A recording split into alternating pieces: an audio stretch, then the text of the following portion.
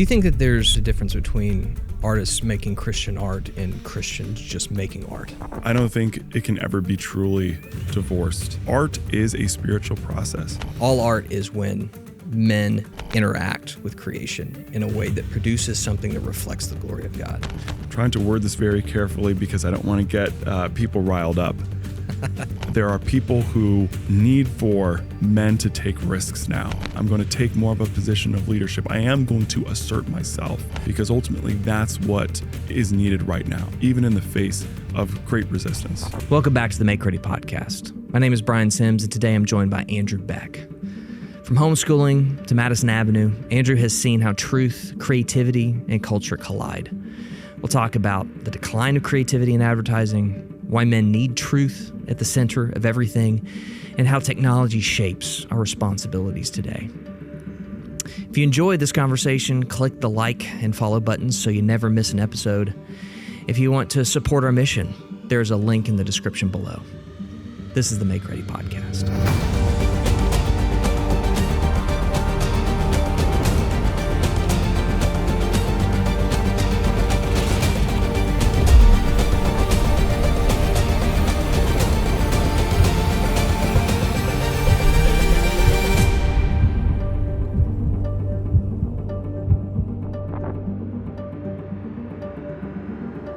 Andrew Beck, welcome to the MakeReady Podcast. Brian, good to be here.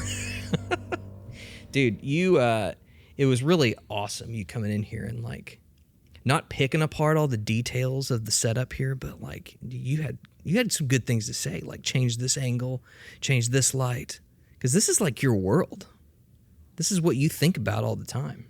No, I wouldn't say it's what I think about, but it's part of your ethos. Correct. There's a huge part of optics that our guys are apparently completely blind to. Well, okay, before we go there, because that's definitely where I want to go. Right.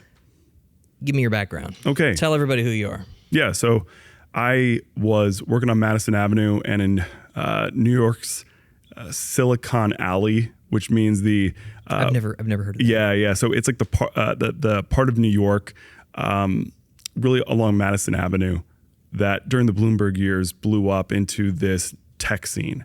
So you had this combining of tech and advertising, a lot of like the social media circle. You had like Gawker and some of the new journalism coming out of New York at that time. You also had a lot of culture happening where you're blending in the more traditional arts, so like music, for instance, but then combining it with all this new ways of producing it, marketing it, selling it, which was happening with technology. And so that was in the 2000s. And so that's really where I was shaped, I think. And you got to work on a ton of things. And it was everything from working on the software as a service models, like doing net promoter scores and whatnot, to then working with places like Condé Nast to modernize how they do their emails. And you had at places like Condé these really storied brands like Vogue, and you couldn't just decide you would change something about Vogue, change something about the brand or about the colors or about how things are spaced. But when you're dealing with digital, suddenly now you are faced with constraints, and people got into this mindset of you can only do certain things with technology. It was very limited. And so a lot of what I did was say you actually can blend very storied brands, high aesthetics, great graphic design, fine typography with technology if you can push it further. And so that really became my role at a lot of these different places that I went in and out of. I was the guy who said, yes, we can. And we are going to care, first of all. I'm going to care about how things look. I'm going to care about how things sound. What was your education? My education was homeschooled almost all the way through high school. Yeah. And golly, homeschool's changed. Well, I was one of the early adopters, I would say. I was homeschooled. I did not know that. You did not know that? I did not know that. Which is good, I think, is to us. Good thing? That like people both know that we're not. You were obviously clearly you were a homeschooled kid. But yeah, look, I wanted to be a historian, honestly. Really? Yeah, I wanted to go to Princeton and I wanted to study specifically European history, and be one of the guys that would go over and would look at old documents and uncover things from the past and then create new narratives or find new things about it. Where did that come from? Why did you want to do that? I loved history when I was in school. I think being homeschooled allowed me the opportunity to study what I wanted.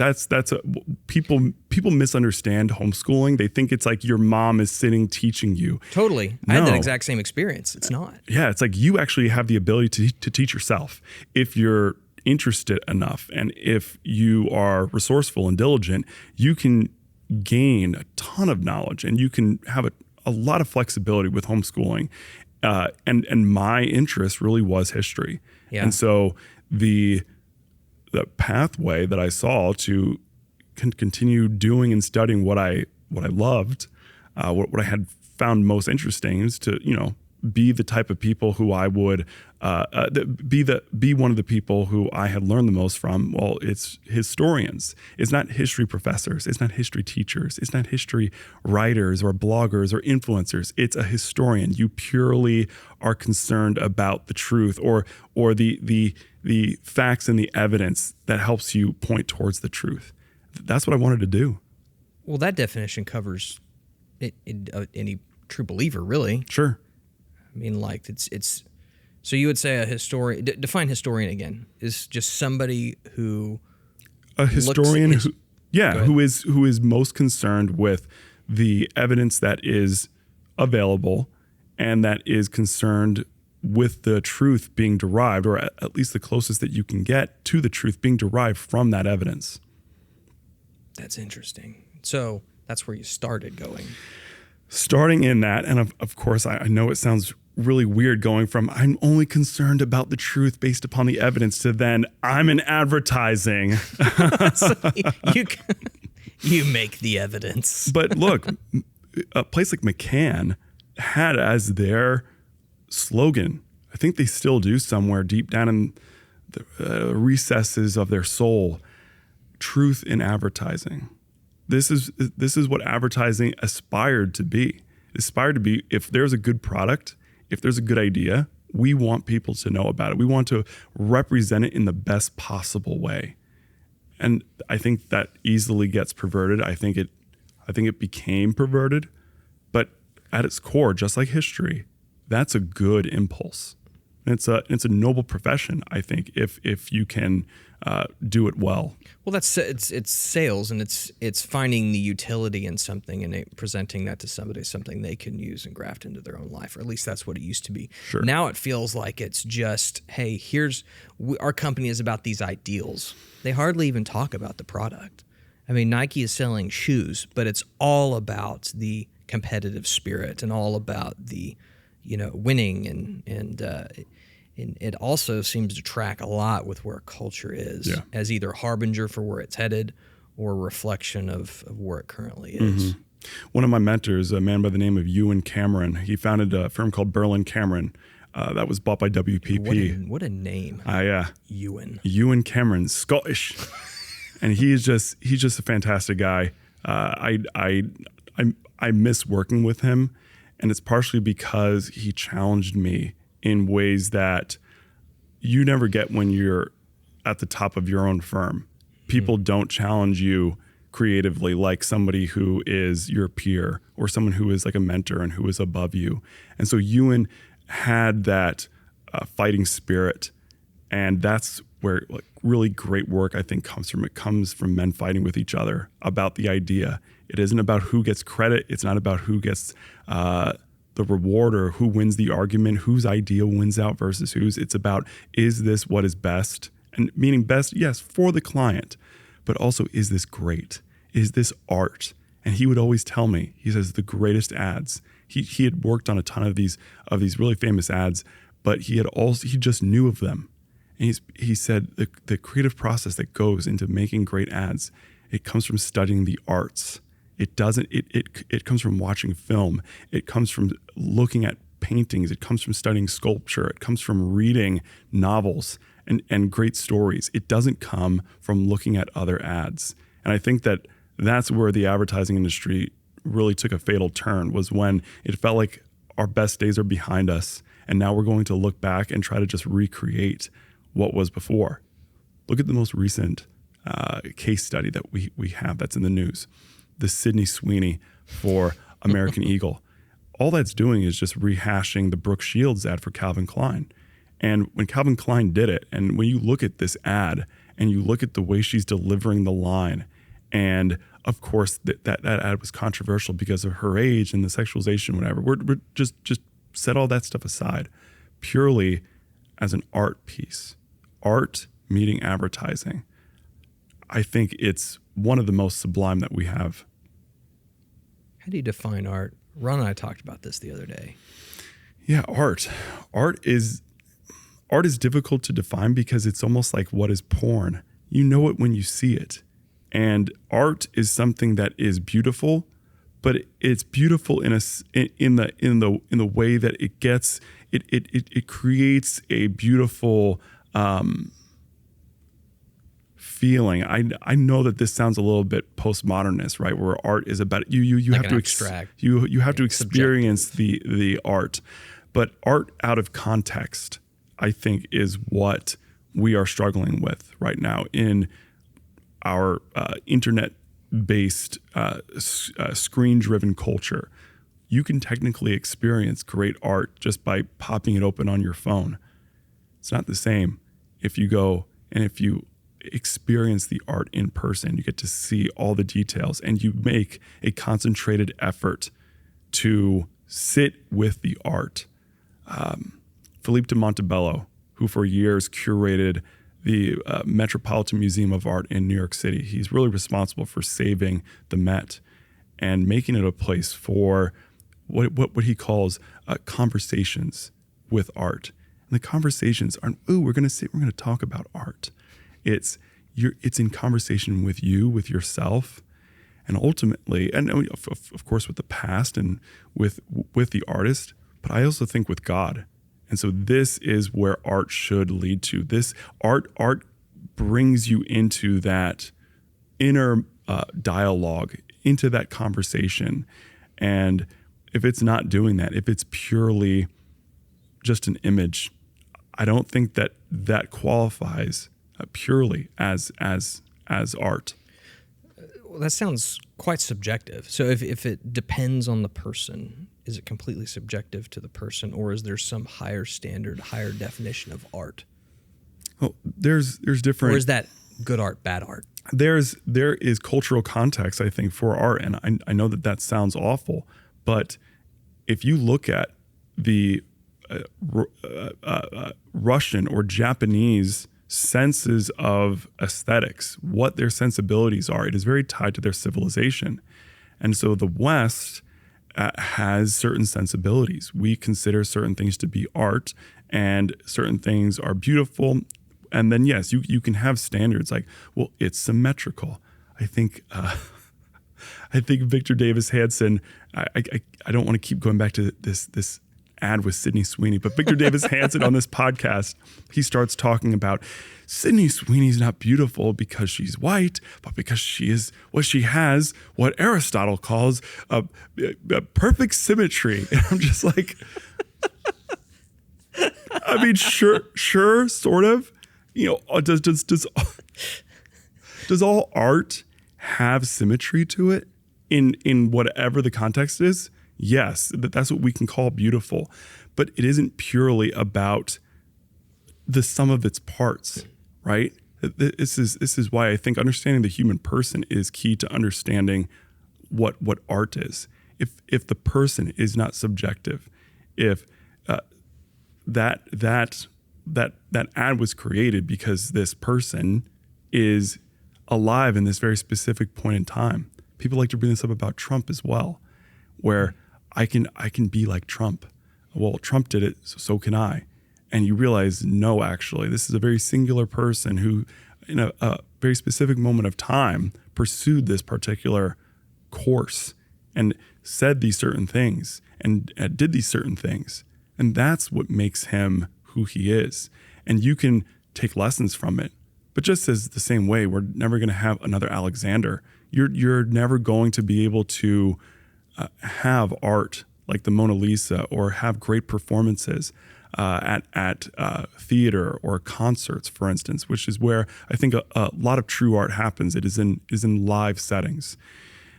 You're just never going to be able to recreate that perfectly. It's a snapshot. It is a snapshot, and its fleetingness is what makes it truly beautiful. And once you try to capture that, and once you try to put that in a bottle and you try to recreate it, you begin to cheapen it. And this is where, when you say, I'm going to define exactly what makes something artistic, exactly what makes something beautiful, you begin to go down that path into measuring things purely by the individual parts versus the sum of its parts. I heard it put once that the Mona Lisa, that is not the art, that is the receipt. That is proof that art happened. Yes. That somebody took, pigment to parchment. Yes. And with the created skill, the honed skill, did something. All art is when men interact with creation in a way that produces something that reflects the glory of God. The greatest art is truly the human person, and you could argue that it is actually even a woman is God's greatest work of art, because yes, is a woman beautiful based upon hair color and eyes and these things. They now have rating systems on the internet to try to judge how beautiful somebody is. Wasn't that what Facebook originally was? Oh, well, sure. But now it's gotten to people have it down to the way that their chins. Oh, like a science. Oh, it is actual scientific stuff. And of course, this obsession with your physical appearance based upon these very small details is consuming people. And it's all because they want to capture it on these screens. It's all because they're living in front of them for these snapshots, for representations of the reality. Whereas when you see a beautiful woman, when you know a beautiful woman, like I know my wife, and you have moments with them that it's impossible for a camera to capture that. It's impossible for you to go back and now paint that from memory. All painting, all photography, all snapshots, as you say, that is based upon the true, beautiful reality that can never be purely judged based upon these characteristics that make up what we call art, which is really just more representative art. It's the receipt. It's the proof that it happened. That's right. Man, that's interesting. It's why we love pictures of our wives and our kids. It's because it's just proof that they're real. If it's just a picture of them, I mean, we might as well get on Elon Musk's waifu AI girlfriend app. Well, just as long as that's a thing.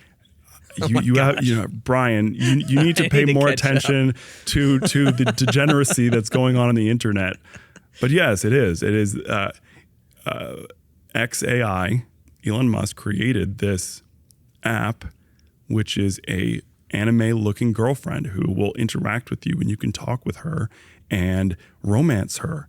And that's all the interaction. I mean, people talking to their loved ones, to their romantic interests through the internet. I mean, this is the degree that most people first experience love, first experience having somebody that is special to them. And it's now become gamified to the degree that you don't even need the real person on the other side. You can just pretend. That's terrifying. That is terrifying.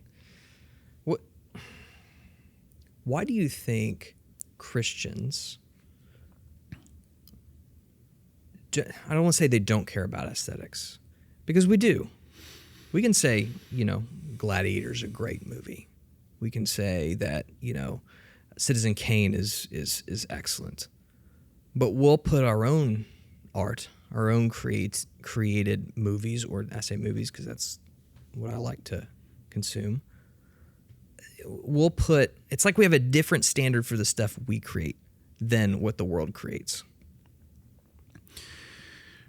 This is always difficult because when Christians are creating, we can call it art, but what you're describing is media.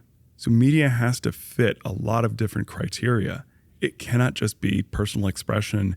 We can't just be doing it for the vibes. It also has to sell. It has to fit to certain formats. It has to conform to certain tastes. And this is always the struggle. Great art is created on media, right? You know how there's mixed media art, which means you're combining different things. Well, every art form is going to have constraints to it. And most art also has patrons. Somebody that's commissioning that piece. What do they want? What do they expect out of this? And there's also going to be an audience. The great symphonies were made because they were going to be performed. And they had to factor this in to their creation. If it was purely based upon just artistic expression and what was just the most perfect, usually those people would die paupers. And so what we are dealing with in these Christian media circles is niche tastes and niche funding sources. So very specific people. There isn't too many people who are willing to fund this stuff. I can remember working with, it's kind of outing myself, but I did work for the Church of Jesus Christ of Latter-day Saints, i.e. the Mormons. I'm not a Mormon, but we did some work for them. And part of it is they were wanting to understand how to better engage with culture and wanting Mormons to not be weirdos and to be like the subjects of ridicule. Like they have the Book of Mormon, for instance, the play. And, people have the impression of Mormons as being the white guys on bikes that go around and knock on your door and ask you about Jesus, right? And much of the consulting engagement was getting them to see the role of social media in shaping people's perceptions. And so from that engagement, a lot of Mormons started to get on camera, meaning be on social media, be social media influencers. And part of it was showing them that you actually have quite a few Mormons who are in the arts already. Imagine Dragons, Lindsey Sterling, these names from music that people are like, wow, you would never think that they were Mormons. Just like how you and me, you never think that you were a homeschooler. It's kind of how it is with the Mormons, right? Lindsey Sterling's pretty rad, by the way. Yeah. My kids love Lindsey Sterling. These are just great people, and they have found kind of niches, but they also worked within specific mediums. And that is then how, by gently attaching these associations, you can raise the sea level of how people are perceived, and how a group is perceived through very specific people, through very specific activities. And what we probably have with Christian media overall is a lack of risk taking, meaning there's things that they know work. We know this thing sells. We know we have an audience for this, and we know that we have people that can technically execute it. But what if we broaden the definition of what is Christian? This is part of what Christian contemporary music did. We're just going to broaden the definition of it. And suddenly now you have people who are reaching new audiences, creating objectively good art that also makes money. And that just comes with risks, just like it did with the Mormons. As soon as you let people start talking on behalf of their faith, they might take it as the church talking. They may not be according to doctrine or whatever, but that's just the risk that you take when you begin to loosen the definitions and encourage people to take creative risks. Do you think that there's a difference between artists making Christian art and Christians just making art? I don't think it can ever be truly divorced, meaning your muse is never going to be completely divorced from your faith. It's just, if it is a true faith, if it is a true spirit, I mean, this is what Christianity is. You are born again and you are given the Spirit of God that now dwells in you, and out of your belly flows rivers of living water, and you have a muse now. It says you are made a partaker of the divine nature. And just right there is art in and of itself, just that concept. And so knowing that you now have the Spirit of God that you can rely on to be your muse, to be your guide, to be your inspiration, you are going to create from that. And to shut it off, art is a spiritual process. The creative process is a spiritual act. And we are not using the best spirit you can get if we don't create art that is done with God. Will it say things from the Bible in every portion? Is it going to always create things that are very predictable? No, but it is going to be things that align with what God's intentions are. And so yeah, it isn't about spelling out what is and what isn't Christian art. It is understanding the spirit underneath it. Bach, when he writes his music, he isn't only creating things for masses or for performance in churches, which of course he did quite a lot. But you can listen to it, and it is without words. He is preaching to you. And that is where you say that Bach was creating, for God, ultimately. God, I want you to be pleased with this, but also by God. He is actually including God in the creative process. And what comes from it is true beauty, which I believe will be played for eternity in front of God and his holy angels. I think that is true art. Yeah. I mean, if we say that we are made in the image of the ultimate creator, what does it say about our capabilities and our capacity to also create?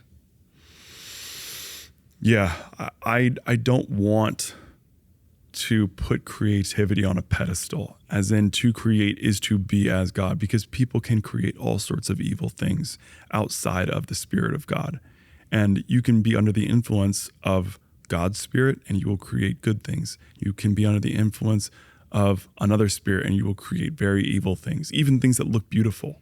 It says that Lucifer disguises himself as an angel of light, that the things of this world oftentimes are extremely beautiful. That knowledge, just like the tree of the knowledge of good and evil, it looked good. And okay, it looks good, it sounds good, I'm going to partake in it. And we should have more discernment than to just look at whatever is purely beautiful, just as we should look at whatever we could create or whatever others could create. So it isn't just the act, it is the result. People love this phrase. It's not the destination, it's the journey. And it's like, no, actually, I want results from it. I always hated running for this reason. Because I said, well, don't you have to get somewhere?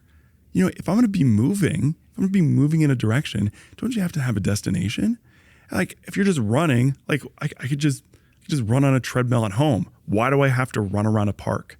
So this, I think, is where we have a hard time in judging what is good and what is bad. Sometimes it isn't even what is bad in terms of evil, sinful. No, it's just what is worthless, something that is just not up to snuff. So everybody can create. To create is to be like God. And then people create trash. And then they get offended when you say that's not good. Just because you want to offer something to God, did God have a hand in your creation of it? Is that what God wanted you to do? Or are you being like Cain, who says, I want God to accept this offering, even though God was very specific about the offering that he wanted me to give him. That's why I think we need a rubric. That's why we need a definition, something to hold man's creation up to and say, is this worthy or not? And if it's worthy, then you call it art. Yeah. And if it's not worthy, then it's just trash. Yeah. I mean, but then the question is it even creativity to create something that doesn't reflect the glory of God and the goodness of God? Is it just manipulation? Is it just corruption of something that had already been created? It's difficult because God himself has created things that could be looked upon as evil and as bad. Why would God create such a thing? People read the Old Testament. Why would God do such a thing? I mean, heck, you could read parts of the New Testament and you're like, why? How could God do such a thing? Because I thought that God only does what is good. God only does what is creative. And then the devil does things that pervert the creation and only does things that are ugly and harmful. So part of this is a theological discussion, but it is understanding that God does create things.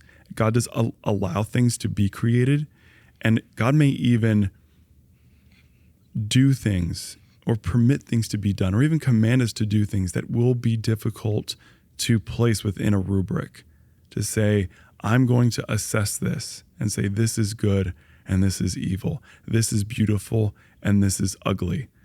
And we may not have the mind of God. As soon as you become systematic about it, as soon as you deprioritize the discernment of God's Spirit, you are introducing potential for manipulation. Yes. How did you get from New York to Texas? I'm going to pivot a little bit. And honestly, it all flows together. Well, let's not forget that my mom is from Texas. She was born in Austin. She's, I think, is a 5th generation Texan. Okay. So do you call yourself a 6th generation Texan? No, because I wasn't born here. I was actually born in San Diego, California. So I grew up in New York City, though. My dad. So I was born in Texas, but one of my sisters was born in Arkansas. So my dad drove down to Texarkana, got some Texas soil, and put it under the birthing table so that he could say that his daughter was born on Texas soil. You see, that's just the type of commitment that I aspire to have, but I know that was just not my parents. My grandmother was an actress, and she traveled really between Los Angeles and the Upper West Side or the Upper East Side of New York City. And as she kind of went through different marriages, she was able through alimony to amass a small amount of money that she invested in like a furniture treatment company or something that did extremely well. And she, oh my gosh. And she was able to essentially retire just doing different investments to Palm Springs, California. And there is where she met Ralph Kiner, who is a Hall of Fame baseball player and a color commentator for the New York Mets. So he was living out there, and this was now in like the late 70s. So they got married, and when my parents met in Brooklyn, New York. So my mom had been living in New York City for quite a while. She kind of grew up like kind of coast to coast, but really settled in New York. She had met my dad. The uptown girl meets the downtown guy, and they got married. And then there was some disruption at their church or something like that. And they ended up moving out to California to be closer to my mom's mother and her stepfather. So this was now late 80s. That's then where I was born. Spent first 7-8 years of my life there. Moved back to New York City when my dad got what he calls a Macedonian call from various folks that he had either grown up around, his elderly relatives on his dad's and his mom's side, that are all just born and raised in Brooklyn, and to come and to form this church. And so my dad was a pastor of a church in Brooklyn for 20-something years. And I had felt for a while that our days in New York. And when I mean ours, I really mean the clan. I'm one of 7 siblings. And so we all were getting married. We were having kids. We're all staying local to New York City. And you begin to realize that, just things are going in a direction, whether they're getting expensive. It was this combination of getting really expensive for normal working class folks like my siblings to make a living and to be in the area, and even in some cases the neighborhood that you grew up in. What were your siblings doing? Were they? So I had 2 brothers who were NYPD cops, and then I had one who was a emergency medical technician, I believe, in the fire department of New York. So these are people that, if the cost of living goes up, are significantly affected by that. Correct. And they're also just really extreme circumstances on the day-to-day in their jobs. And 2020, in the summer of 2020, this was a combination of the insane response to COVID-19 and the riots and the disorder, combined with a very specific plan and intention declared by the leaders and by the governors and by the bureaucrats and by the business leaders and all these different folks in New York, whether it was the state or the city, that like this, we're totally down with all of this. You can expect more of this. As a matter of fact, if you're not down with this, and if we catch you, if we catch you having your business open or not masking or be unvaccinated, or if you're a cop and we catch you on camera pushing somebody, we will bring the tools of the government to bear against you. So I think that was the final straw. I think that even though that the family had been thinking about it for a while, and just knowing that we may have to go elsewhere. We had spent some time in New Jersey when I was younger, so we knew that you could always go to New Jersey. But New York is this big just planet that has this gravitational pull towards it. I can still feel it out here in Texas even. I just know that in some way I belong to that city. I'm always going to be interested in it. But you can't fix it. You are going to have to let whatever's going to happen play out. And when things like Daniel Penny happened, I said, this is exactly what I saw. A breakdown of law and order. And as a matter of fact, the people who want to bring order, who want to have a civilized society in a city that you can be proud of, you are treated as the enemy. And the state and the mob both are going to join against you. And that was just not going to fly. You can do that when you're a single person. You can do that when you're a young professional. And you know that you have some risk tolerance. But when you have a family, and when you have an extended family, and when you have more that you want to accomplish rather than fighting for a city that wants to die, Texas became very appealing. Its central location, its cost of living, its low taxes, ability to get a house. Sure, that's all great and fine, but it was the quality of the people. It was knowing that my mom's people, they're from here, but me also seeing people, seeing people like you, frankly, and the folks that I have been able to befriend in these years that I've been out here. I just knew that they wanted to build, and that they wanted to they wanted to preserve what they had that was good. Texas has so much that is good. Texas has a story, actually, that is just it's hard to get that story.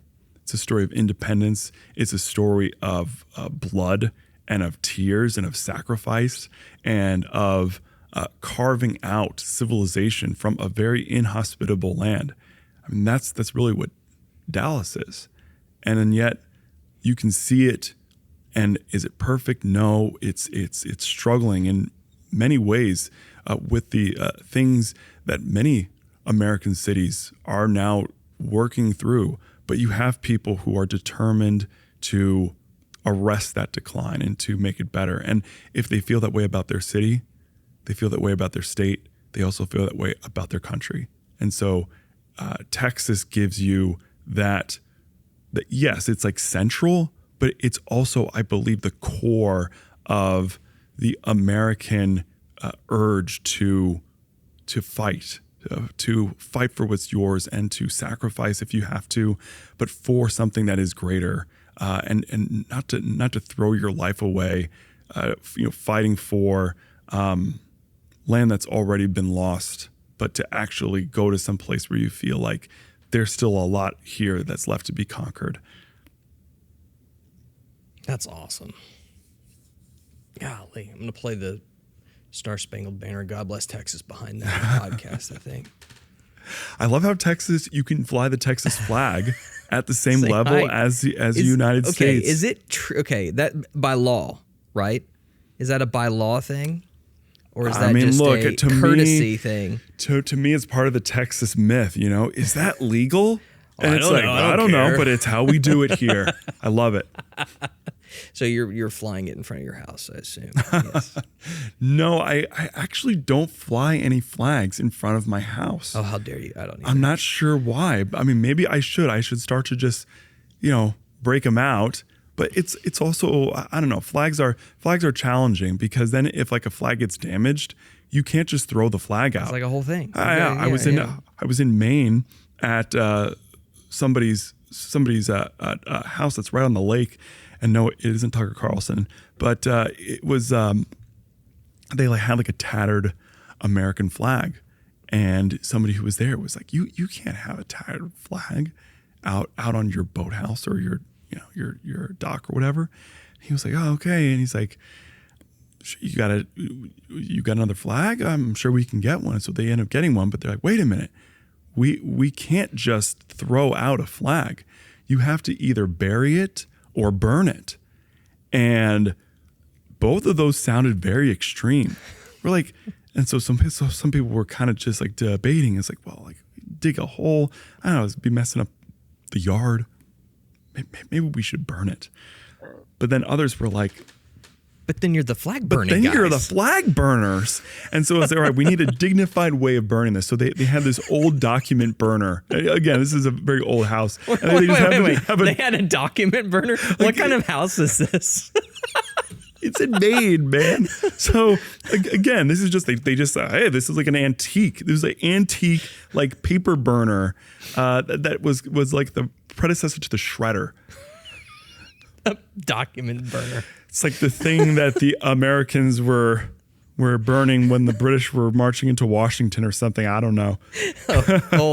Old so-and-so's over there got some smoke going up. Yeah. He's burning documents. He's burning docs. But no, and so we burn this American flag in this antique paper burner. And it was actually this kind of beautiful moment where it's like you gave the flag, like there is something noble in that type of death, so to speak, of okay, you have served this house well, flag, and you've served your country well, and so now we're giving you the proper send off. We don't just throw you in the trash with everything else. We actually, give you a proper send off and like salute the flag even in its decline. And I shouldn't be laughing at this, but I just have this mental image of y'all just standing around saluting the smoke going up. Well, first of all, I don't think anyone saluted. Is this Tom's Lake House? Yes, this is Tom's Lake House. So I know exactly where this is. Hilarious. There's somebody playing taps. You just can't do that. Listen, if like you're the Claremont Institute, you're at the place for the Claremont Institute, you can't just throw out American flags. You can't just do anything without it somehow having some kind of deeper philosophical meaning. The world just becomes slow motion. The waves just lapping up again. Oh my gosh. What a cinematic moment. Oh, it is. It is. But not to diminish your point. I think that's, man, that is cool. I mean, just your whole family moved here. Yeah. Right? Like all of your siblings, you're all except my older brother, who's still working in advertising. Okay. But yeah, my parents moved out. We convinced my dad to restart the church out here. So I was like, look, it was like half of our family out in, because there's just so many of us. There's like, we're just getting together on Sunday. There's just like 35, 40 people grand total in just like my parents, my siblings, and our nieces and nephews, children, whatever. There's, I think it's 40 now. Wow. So it's just a lot of people. And so most of us still go to the church, or still we're going to the church. That my dad had taken over to pastor in Brooklyn. So we were like, you just want to restart it out here. We had gone to many churches out here, and you meet great people, but I think the leadership is always what provided a challenge, right? It was either unstable or uncertain, or just we just felt skeptical oftentimes of where, and we're not talking about specific pastors oftentimes, but just in general, there just seems to be a crisis of leadership in churches, even in the Bible Belt. You have fantastic people. You have awesome people who know how to do programs, people know how to do music, people who know how to do all the like special things that kind of make church community tick. But yet it's then the leaders. It's like, where is leadership to guide and to shepherd these people? And with my dad, he was never a great marketer. He was never even a fantastic speaker, but he was a true pastor, in that he's a shepherd. He actually cares for the people that go to the church.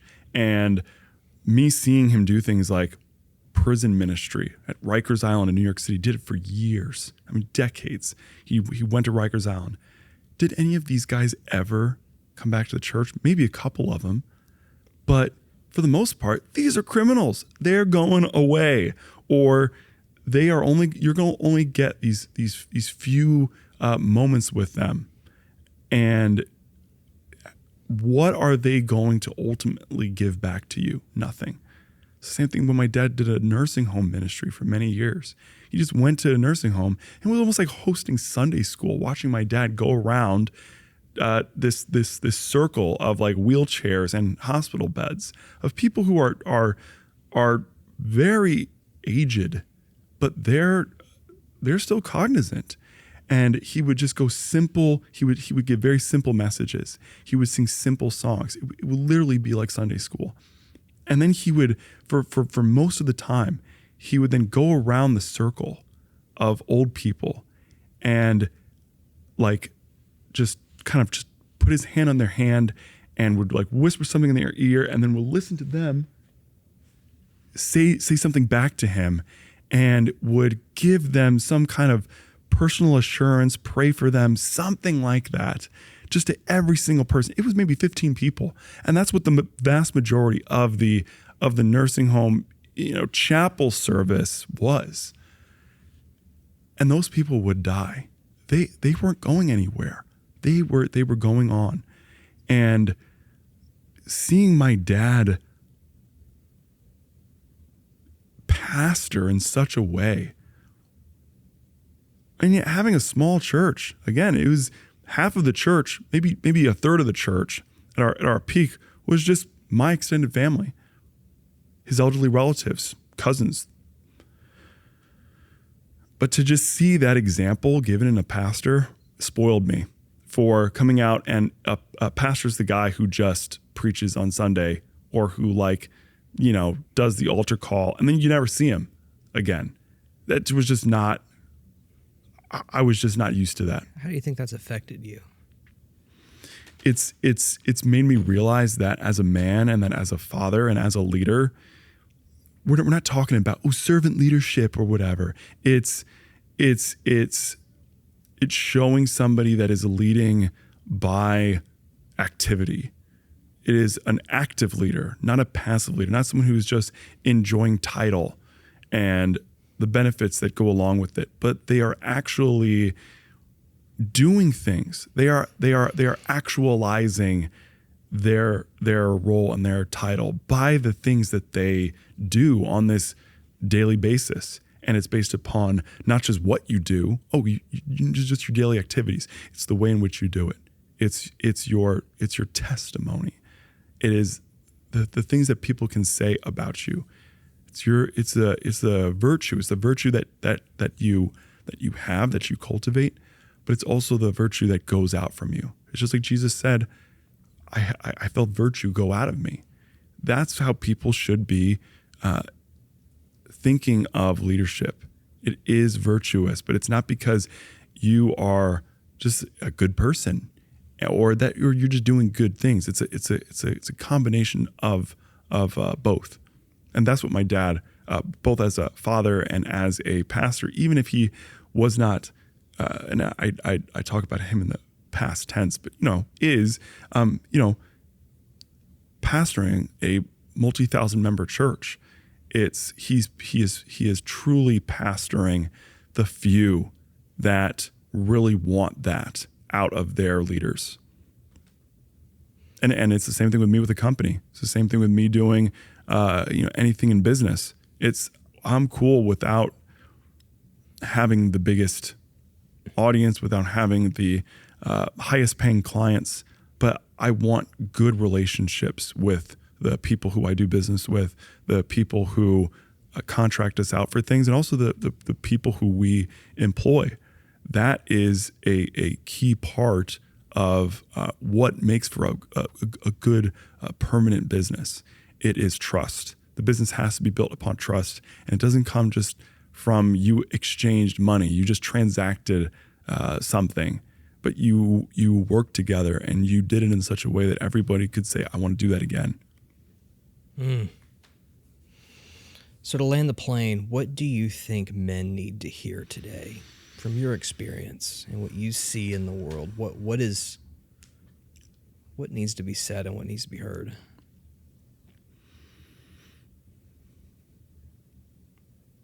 I think a big part of it is don't be afraid to.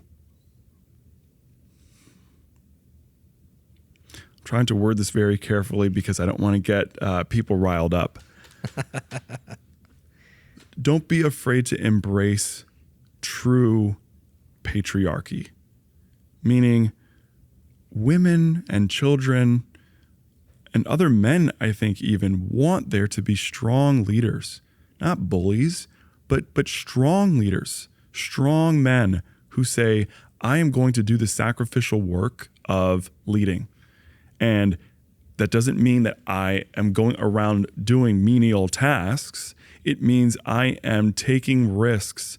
I am showing courage in the face of difficult circumstances that I could not do anything. It's the difference between somebody saying, I'm willing to put my life on the line in order to protect my wife and children. That's leadership, rather than somebody who says, I'm going to just outsource that to somebody else. Isn't that what the police are for? You say, well, if you are going to take responsibility for protecting these people that are under your care, who have placed themselves under your care, you're going to need to have the means to do so. You're going to have to become stronger. You're going to have to get a weapon. You're going to have to start to learn how to use that weapon. You are going to have to be physically fit. You are going to have to find others who can hold you accountable and who you can hold a civil society in trust with. the same goes for many other things. When you have it on your mind that you're going to start a business, you're going to create things, you are going to pursue art, you are going to act politically, not being afraid of using authority, of using strength, of taking up, if it needs to be, yes, the sword, or also taking up the pen if you need to, if that is what duty requires, because no one else is going to do it.